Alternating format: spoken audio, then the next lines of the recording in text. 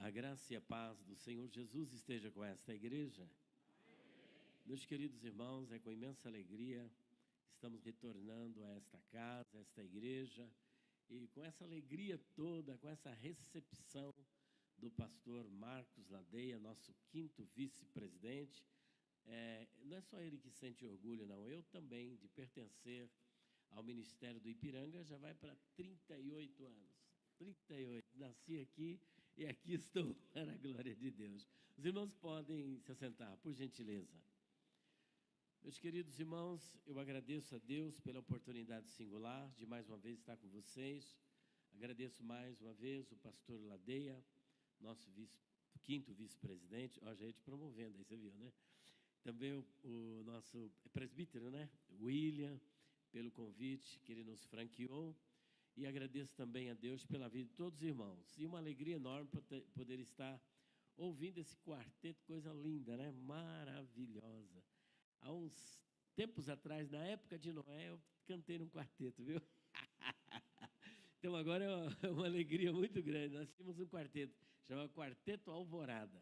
Minha voz está meio grave, mas a minha voz era primeiro tenor. Não sei, parece que vai ficando mais grave, a idade vai chegando. Meus queridos, com muita alegria que nós vamos fazer uma reflexão num texto bíblico, o texto-chave deste congresso é Joel 2:28. Mas Joel 2:28 é uma profecia, a bem da verdade é uma promessa. Joel 2:28 a 32. E é uma promessa para os nossos dias, porque nós, aleluia, fazemos parte daquele povo que crê que as promessas de Deus não ficaram presas nas páginas da Bíblia. Essas promessas são para nós, para os nossos dias, e o Senhor tem interesse em cumprir em nossos dias, alegrando os nossos corações. Esta promessa, então, esse tema é uma promessa para os nossos dias. O avivamento que está acontecendo e esse derramamento do Espírito Santo que nós estamos podendo perceber em cada lugar, já é uma preparação para o retorno do Senhor Jesus. Porque a promessa de Joel, ela é tanto uma promessa de um derramamento do Espírito Santo, como também uma promessa escatológica, aponta para um fim escatológico, para o dia do Senhor. E no dia do Senhor nós não estaremos aqui, né? Nós não estaremos. O dia do Senhor, nós viremos com Ele aqui para a terra. E o dia do Senhor será um dia de derramamento da sua ira sobre a face da terra, e por essa razão não estaremos aqui. Sairemos com Ele no arrebatamento. Eu quero convidá-los a fazermos uma leitura no livro de Atos dos Apóstolos, capítulo 2, que é o cumprimento da promessa, que também não ficou em Atos. Atos, capítulo 2. E cumprindo-se o dia de Pentecostes, estavam todos reunidos no mesmo lugar. E de repente veio do céu um som como de um vento veemente e impetuoso, e encheu toda a casa em que estavam assentados. E foram vistas por eles línguas repartidas como que de fogo, as quais pousaram sobre cada um deles. E todos foram cheios do Espírito Santo, e começaram a falar em outras línguas, conforme o Espírito Santo lhes concedia que falassem. E em Jerusalém estavam habitando judeus, varões religiosos de todas as nações que estão debaixo do céu. E correndo aquela voz, ajuntou-se uma multidão, e estava confusa, porque cada um os ouvia falar na sua própria língua. E todos pasmavam e se maravilhavam, dizendo uns aos outros: pois que não são galileus todos esses homens que estão falando? Como, pois, os ouvimos cada um na nossa própria língua em que somos nascidos?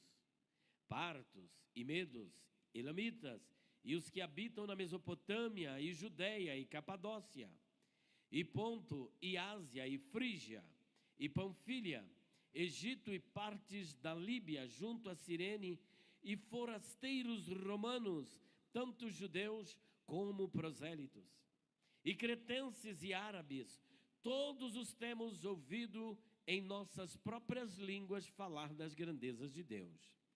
E todos se maravilhavam e estavam suspensos, dizendo uns para os outros: que quer isto dizer?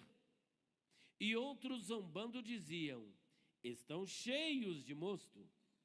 Pedro, porém, pondo-se em pé com os 11, levantou a voz e disse-lhes: varões judeus, e todos os que habitais em Jerusalém, seja-vos isto notório e escutai as minhas palavras. Estes homens não estão embriagados como vós pensais, sendo esta a 3ª hora do dia. Mas isto é o que foi dito pelo profeta Joel. E nos últimos dias acontecerá, diz Deus, que do meu espírito derramarei sobre toda a carne, e os vossos filhos e as vossas filhas profetizarão, os vossos jovens terão visões, e os vossos velhos sonharão sonhos.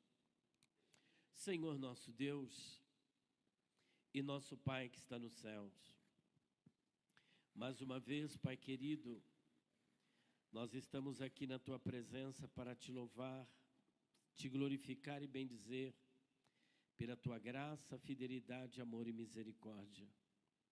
Eu quero Te louvar, Senhor, pela Tua palavra que não tem faltado, o alimento para a nossa alma tão sequiosa e tão necessitada. Eu Te agradeço também, Senhor, por estar aqui diante da Tua igreja, diante do Teu povo, aleluia, diante do Teu rebanho, das Tuas ovelhas, que vieram aqui para ouvir somente a Tua voz. Eu Te louvo também pela oportunidade de, neste momento, ser canal de expressão da Tua vontade. E eu estou na inteira dependência da Tua graça, contando com o Teu amor, com o Teu poder.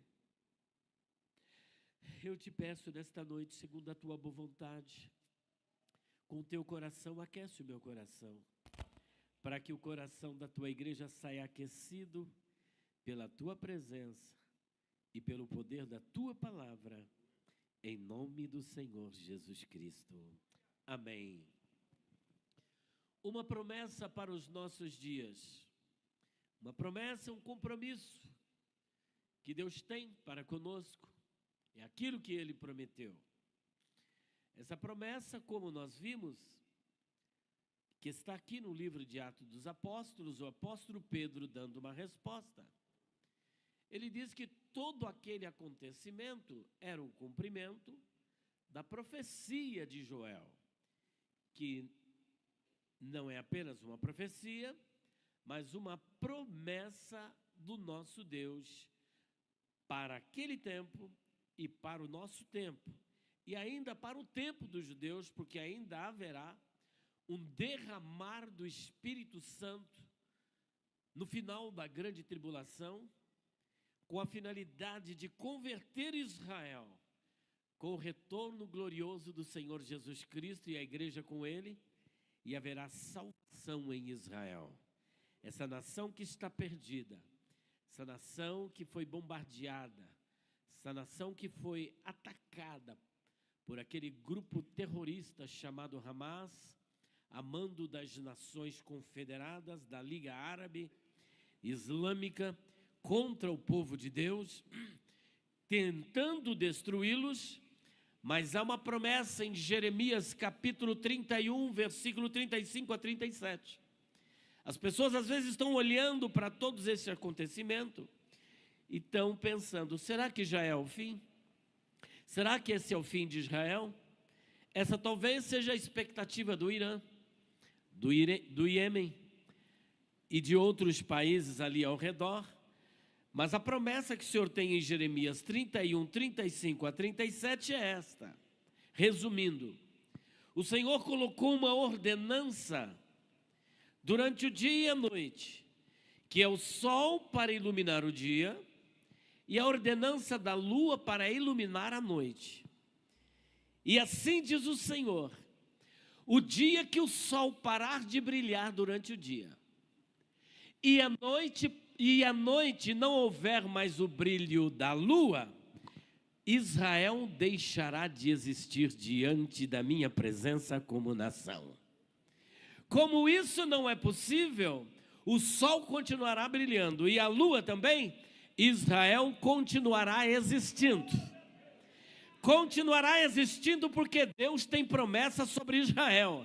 Esta promessa de Joel também vai alcançar Israel, de acordo com Zacarias capítulo 12, versículo de número 10, porque haverá um grande derramamento do Espírito Santo sobre aquela nação.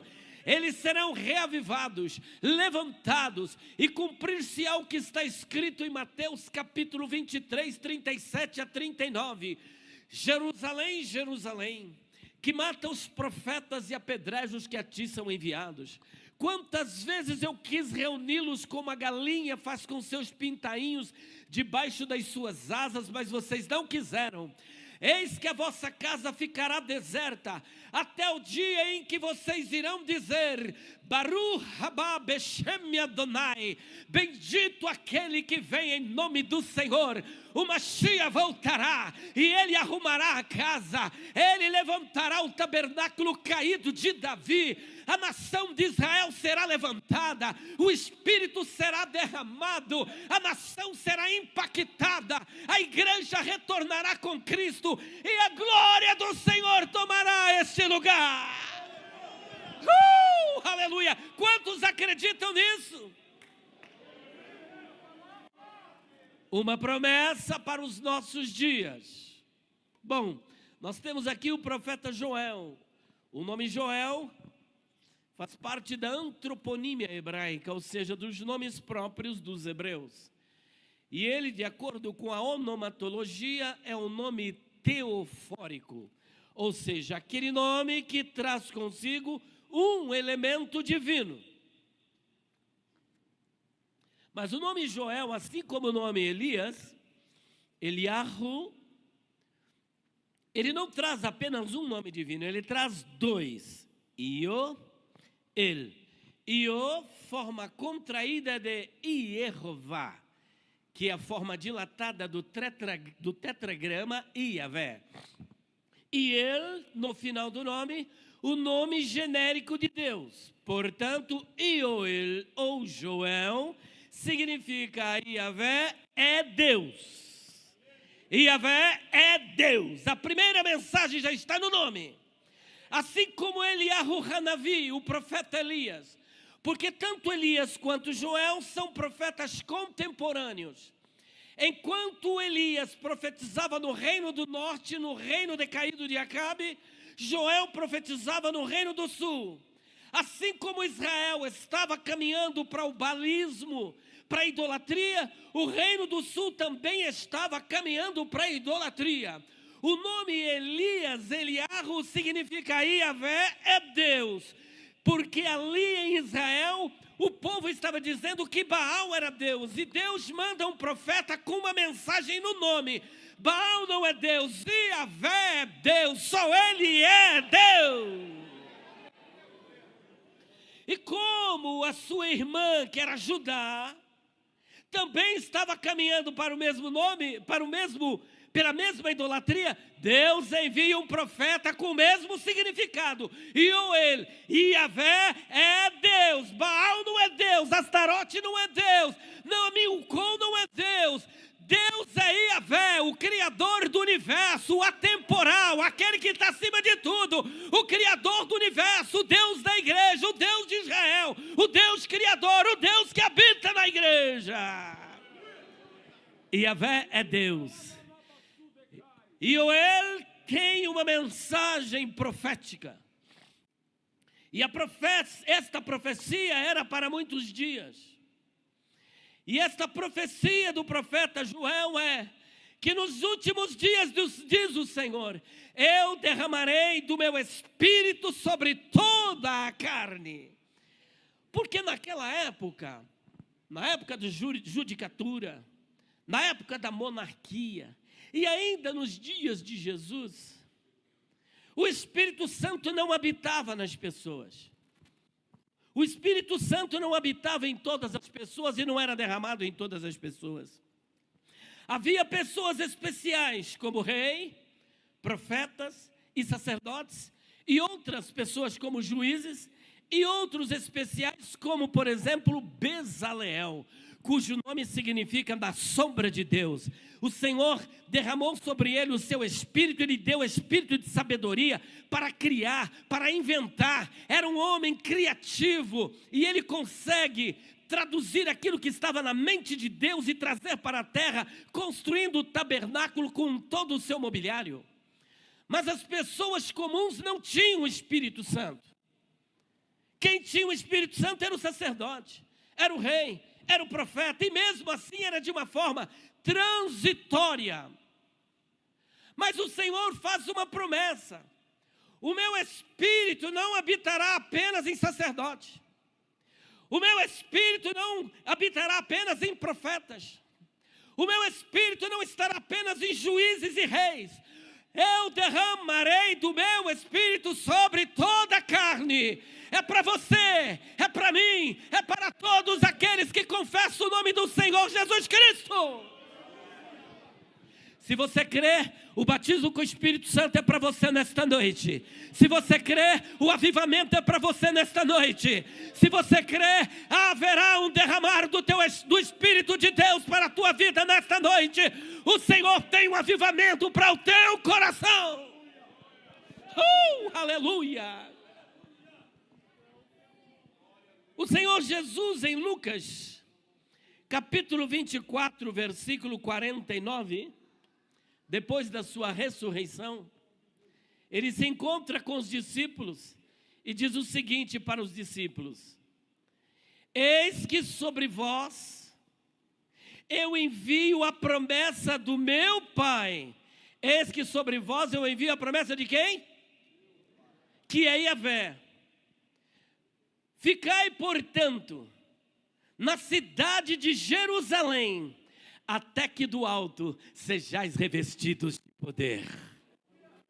Essa promessa do Pai a qual Jesus estava se referindo é justamente a promessa do Espírito Santo feita pelo profeta Joel no capítulo 2, 28 a 32.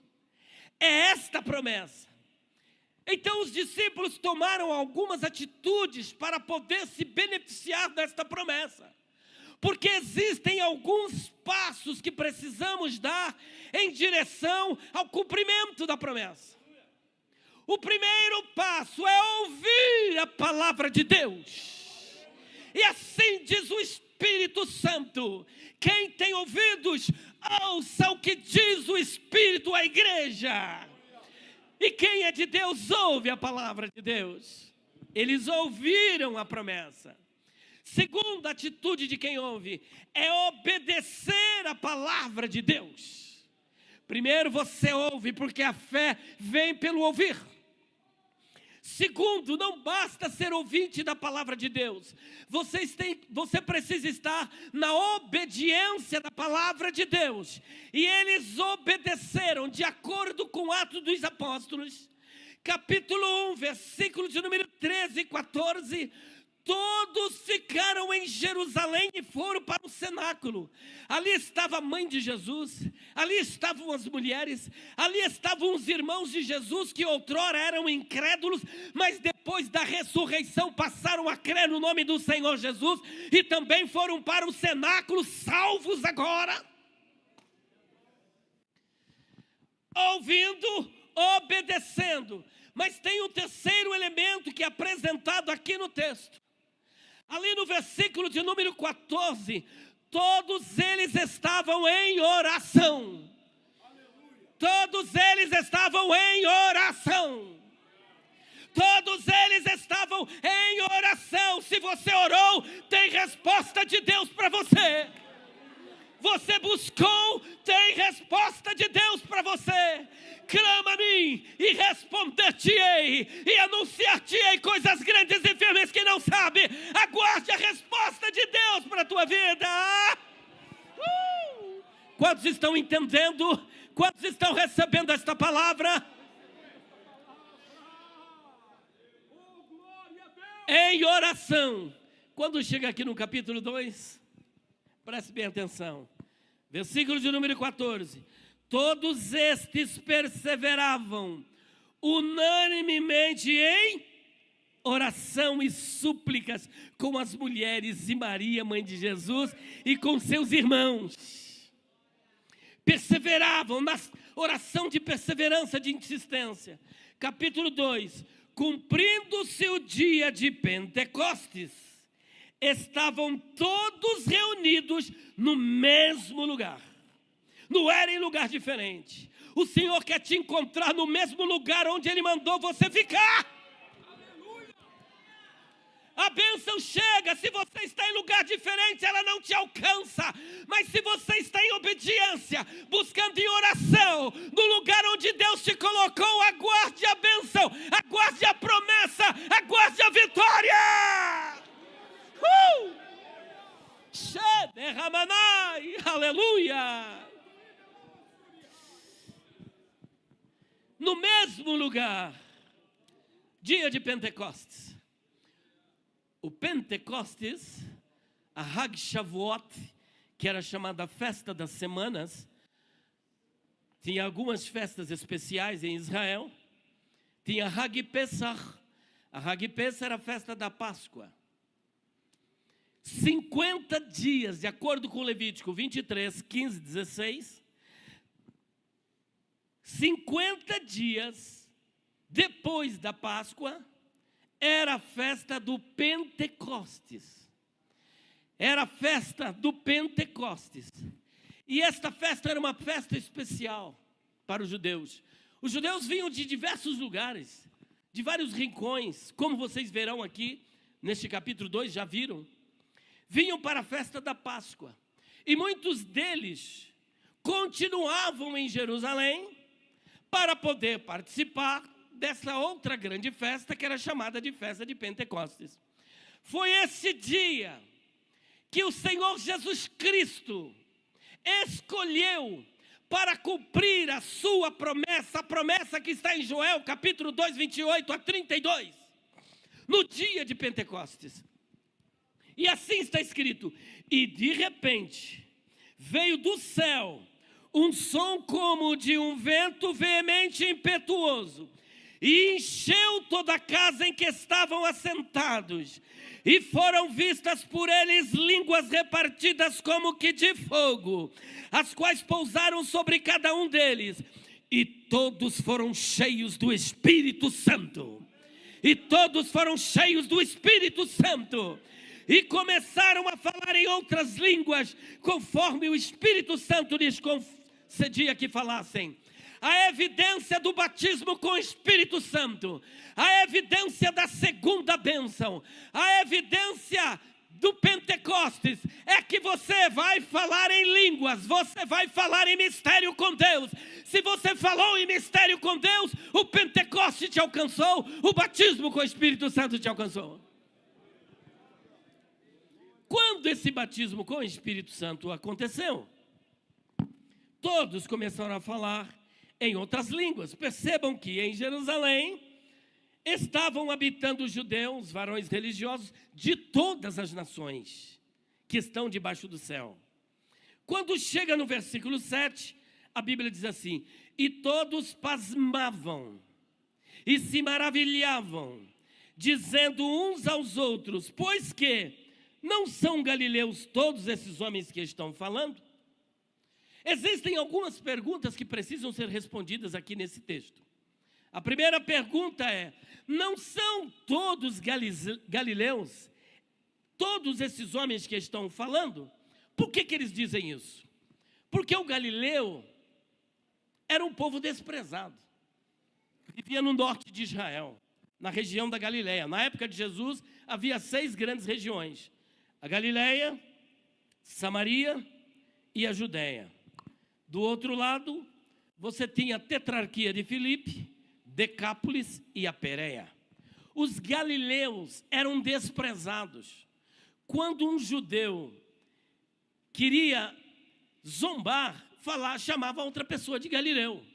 Quando um galileu falava, aquela palavra dele era entendida como de 3, 4 formas, porque eram chamados caipiras lá do norte. Eram desprezados, homens iletrados, homens que viviam da pesca. Portanto, eram desprezados. Quando disseram acerca de Jesus, alguém disse, porventura pode vir alguma coisa boa de Nazaré? Tem algum profeta que vem de Nazaré? Disseram que não tinha, mas tinha sim, tinha o profeta Jonas. E tinha Jesus, que era nazareno, habitava em Nazaré. Portanto, tinha. Mas aqui o Galileu era desprezado, era considerado como ninguém. Sabe de uma coisa? É justamente esta visão que o mundo tem de mim e de você. Acha que você não é ninguém, você é um desprezado. Mas deixe-me dizer-lhe uma coisa: o Senhor escolheu as coisas loucas deste mundo para confundir as sábias, as que não são para confundir as que são. Você pode não ter letras aqui na terra, mas você fala a língua do céu, você fala com Deus, você conversa com o Rei dos Reis e Senhor dos Senhores, você fala no poder do Espírito Santo. São galileus? Por quê? Porque quando os galileus agora estavam falando, visto que a linguagem deles era uma linguagem rasteira, rude e desprezível, mas falando o vernáculo de cada uma daquelas nações, além de estar falando em mistério com Deus. E quando eles falavam na autoridade do Espírito, eles falavam com perfeição, e nunca tinham aprendido aquele idioma. Sabe o que estava acontecendo? A promessa do profeta Joel, descrita em Joel 2, 28 a 32, estava se cumprindo. O Espírito Santo havia sido derramado. Jesus estava batizando com o Espírito Santo. E quando Jesus batiza, você é tomado de modo sobrenatural. Não precisa forçar, como disse aqui o nosso pastor. É natural, espontaneamente você vai louvar, você vai glorificar e vai falar em mistério com Deus. Eu não sei fazer como muitos, ficar forçando. Se o Espírito Santo tocar na sua vida, você vai falar. Se ele não tocar, você não vai falar. É espontâneo, é normal. Segunda questão. Não são galileus? Sim. Como, pois, os ouvimos cada um na nossa própria língua em que somos nascidos? Como pode ser isso? Naturalmente não foi. Não havia um centro de línguas para eles aprenderem. O que aconteceu? Foi uma capacitação sobrenatural. Foi o poder do Espírito Santo derramado naquele lugar, capacitando-os para falar em mistérios com Deus. Mais uma pergunta que surge aqui no texto. E todos se maravilhavam, versículo 12, e estavam suspensos, dizendo uns para os outros: que quer isto dizer? O que significa? O que está acontecendo aqui? O que está levando esse povo a falar desse jeito? Eles são caipiras, ignorantes, rudes, iletrados. Como é que eles conseguem com habilidade? O que significa isso? E muitos deles, não tendo resposta, diziam: eles estão cheios de mosto, ou seja, estão bêbados. Beberam vinho demais. Só que o apóstolo Pedro, cheio do Espírito Santo, ele dá uma resposta para os incrédulos, dá uma resposta para os zombadores, dá uma resposta para os críticos, e diz o seguinte: varões judeus e todos os que habitais em Jerusalém, seja-vos isto notório e escutai as minhas palavras. Porque esses homens não estão embriagados como vós pensais, sendo esta a 3ª hora do dia. Mas isto é o que foi dito pelo profeta Joel, que nos últimos dias, diz o Senhor, do meu espírito derramarei sobre toda a carne. É isto que está acontecendo. Há um poder sobrenatural. Há uma ação do Espírito de Deus na vida desses homens. Há o batismo com o Espírito Santo.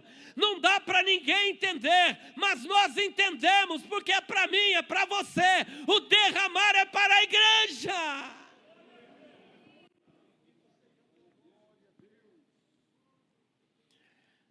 Esta é a terceira hora do dia. O judeu, ele tinha práticas de orações. Vocês se lembram que Daniel, quando houve aquela ordem assinada pelo rei, que ninguém podia fazer nenhum pedido a nenhum Deus, a não ser ao rei. Mas Daniel, quando soube que a escritura estava assinada, ele entrou no seu quarto e abriu as janelas em direção a Jerusalém, onde estava o templo, porque havia a teologia do templo, que Deus habita no templo e que Deus estava no templo, e ele invoca o Deus que está no templo de Jerusalém. E ele fazia isso quantas vezes? 3 vezes por dia. Que horário? A terceira hora do dia, de acordo com o calendário judaico, a terceira hora do dia é 9 da manhã. Na sexta hora do dia, que era meio-dia. E a nona hora do dia, que era às 3 horas da tarde, que vocês verão Pedro e João entrando no templo para a oração, e ali eles curam aquele paralítico. Portanto, se havia um hábito dos judeus em orarem às 9 da manhã, ao meio-dia e às 3 horas da tarde, o derramar do Espírito Santo aconteceu na terceira hora do dia, 9 horas da manhã. De manhãzinha já estavam buscando o poder de Deus. O poder de Deus havia sido derramado. Portanto, varões judeus, não há como nós acolhermos esta acusação de vocês que eles estão bêbados. Porque vós bem sabeis que neste horário é o horário em que o judeu está orando. E eles estavam orando quando o poder do Espírito Santo foi derramado. E é por esta razão que eles estão falando em outras línguas. A ação sobrenatural do Espírito Santo foi o poder de Deus distribuído. É o batismo com o Espírito Santo. E o batismo com o Espírito Santo não ficou apenas para os dias de Joel. O batismo com o Espírito Santo não ficou apenas para as páginas do Novo Testamento. Existe, infelizmente, um chamado cessacionistas. Qual é o nome deles? Quem são os cessacionistas? São aqueles que fazem uma pregação contrária àquilo que nós acreditamos. Nós acreditamos que isso que está escrito aqui em Atos dos Apóstolos, capítulo 2, ainda continua nos nossos dias. Por isso nós somos chamados continuistas. Nós somos pentecostais. Acreditamos no que aconteceu lá no Pentecoste, também acontece neste dia, acontece hoje, acontece nos dias da igreja. A igreja precisa ser cheia do Espírito Santo. Quem precisa ser cheio aqui? É para os nossos dias. Mas infelizmente, eles têm um discurso diferente daquele nosso, dizendo que o batismo com o Espírito Santo, que os dons espirituais ficaram relegados apenas para as páginas do Novo Testamento e não têm um alcance para os nossos dias. Mas isso não é verdade. Neste mesmo capítulo, o apóstolo Pedro desmente todo esse discurso incrédulo e mentiroso. Está aqui no versículo 39. Porque a promessa vos diz respeito a vós. A vós quem? Aquele público que estava ouvindo. Segundo a vossos filhos, a próxima geração. E a todos os que estão longe. Se ele parasse por aqui, daríamos razão para dizer que realmente essa promessa era só para aqueles dias. Mas como eu disse, o nosso tema é uma promessa para os nossos dias. Ele finaliza dizendo o seguinte: a promessa também é para tantos quantos Deus, nosso Senhor, chamar. É para tantos quantos Deus, nosso Senhor, chamar. Você foi chamado por Deus? Você foi chamado por Deus? Você foi chamado por Deus? Foi chamado por Deus? Se você foi chamado, a promessa é para você, a promessa é para mim, a promessa é para nós, a promessa é para os nossos dias.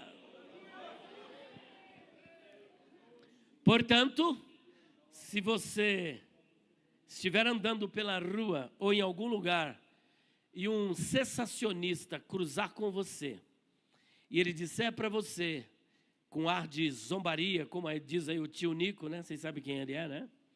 E outros demais lá da Antártida, de Bariloche, do Polo Sul, os pinguins, disserem para você que cessou, pergunte para ele: você foi chamado por Deus? O que você acha que ele vai responder? Sim ou não? Se ele disser sim, fala: pois, apesar de você não acreditar, esta promessa é para você. Está escrito, é para aquele que foi chamado por Deus. Se você foi chamado, é para você. Aproprie-se desta promessa, porque é uma promessa para os nossos dias. Que Deus abençoe a todos vocês em nome de Jesus.